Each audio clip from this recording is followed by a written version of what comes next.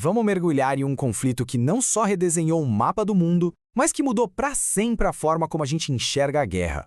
Prepare-se, porque a gente vai fundo na história da Primeira Guerra Mundial. Na época, sabe como eles chamavam? De a guerra para acabar com todas as guerras. Uma frase que soa até bonita, cheia de esperança, mas que hoje a gente sabe que carrega uma ironia pesadíssima, né? Ninguém fazia ideia da destruição que estava por vir. E aqui fica a grande pergunta. Como é que pode, como um único assassinato lá numa cidadezinha dos Balcãs, acendeu um pavio que fez o mundo inteiro explodir? É exatamente essa história que a gente vai desvendar agora. Para a gente entender o impacto real da guerra, primeiro a gente precisa visualizar como era o campo de batalha. E olha, não era nada de movimentação e estratégia rápida. Era um pesadelo parado no tempo. A frente ocidental virou um labirinto sem fim de lama, arame farpado e morte. Pensa só, táticas de guerra do século XIX dando de cara com a tecnologia mortal do século XX. O resultado? Um impasse brutal, onde milhares de vidas eram trocadas por míseros metros de terra. Ok, agora vamos voltar um pouquinho. Para entender a explosão, a gente precisa olhar para os materiais inflamáveis que já estavam espalhados por toda a Europa muito antes do primeiro tiro ser disparado. O continente estava basicamente dividido em dois grandes times armados até os dentes. De um lado, a Tríplice Entente, com França, Reino Unido e Rússia. Do outro, a Tríplice Aliança, com Alemanha, Áustria-Hungria e a Itália, pelo menos no começo. Era como se tivessem desenhado linhas no chão. Um passo em falso de qualquer um deles arrastaria todo mundo para a briga. Mas não era só isso, sabe? Tinha muita coisa fervendo por baixo dos panos.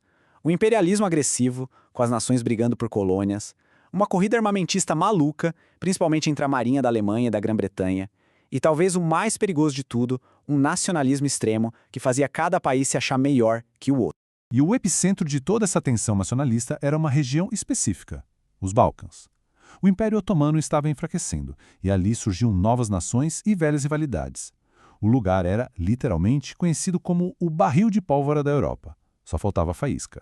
E essa faísca, ela veio num dia de verão, em 1914.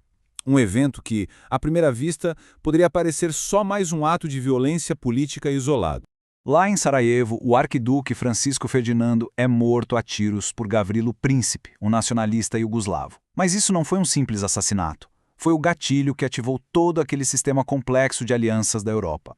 O que veio depois foi um efeito dominó diplomático assustador. Um mês depois do assassinato, a Áustria-Hungria declara guerra à Sérvia. Em questão de dias, a Rússia move suas tropas para ajudar a Sérvia, aí a Alemanha declara guerra à Rússia e à França e invade a Bélgica. Numa questão de semanas, todas as peças de dominó caíram e o continente inteiro estava em guerra. Então, o que começou como uma crise nos Balcãs rapidamente se transformou num conflito global, numa escala que a humanidade nunca tinha visto antes. E a escala era impressionante. Mais de 70 milhões de militares foram mobilizados no mundo todo. Mas por que tão global? Simples, por causa dos impérios coloniais. Uma briga na Europa acabou arrastando países da África, da Ásia e das Américas para o meio do combate. E essa guerra foi diferente. Novas tecnologias tornaram a matança algo industrial. Metralhadoras que varriam o campo de batalha, artilharia que destruía paisagens inteiras, gás venenoso que trouxe um novo tipo de terror e, mais pro final, os primeiros tanques de guerra. Para ter uma noção do custo humano, olha só esse número: 57.470. Essa foi a quantidade de baixas britânicas em um único dia, o primeiro dia da Batalha do Somme. É um número que a gente mal consegue processar e que resume o que foi a carnificina das trincheiras. E isso foi só um dia. No final da guerra, mais de 9 milhões de combatentes estavam mortos. Pensa no que isso significa. Uma geração perdida inteira de jovens. A ausência deles deixou cicatrizes profundas na sociedade e na cultura europeia por décadas. O fim dos combates em 1918 não trouxe uma paz de verdade, pelo contrário. O que veio depois da guerra acabou plantando as sementes para um futuro ainda mais sombrio, como a gente vai ver. A guerra provocou um verdadeiro terremoto geopolítico. 4 impérios gigantescos que dominaram o mundo por séculos simplesmente deixaram de existir. O alemão, o austro-húngaro, o otomano e o russo. Dinastias inteiras caíram. Com o colapso desses impérios, o mapa da Europa teve que ser completamente redesenhado. Novas nações, como a Tchecoslováquia e a Iugoslávia, surgiram do nada. E essas novas fronteiras, muitas vezes, acabaram criando ainda mais tensões. E aí a gente chega no Tratado de Versalhes. A intenção era garantir a paz, mas ele impôs condições duríssimas para a Alemanha. A tal cláusula de culpa de guerra jogou toda a responsabilidade neles, exigiu pagamentos absurdos e limitou drasticamente o exército alemão. O resultado disso? Ao invés de curar as feridas, o tratado gerou um ressentimento gigantesco na Alemanha. Isso, somado à crise econômica, criou um ambiente perfeito para o surgimento de ideologias extremistas, como o fascismo e o nazismo, que prometiam devolver o orgulho nacional a qualquer custo.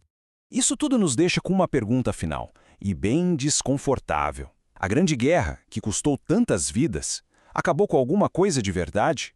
Ou será que a paz mal feita que veio depois dela só tornou a Segunda Guerra Mundial quase inevitável? Uma lição dura sobre como o fim de um conflito pode, na verdade, ser o começo do próximo.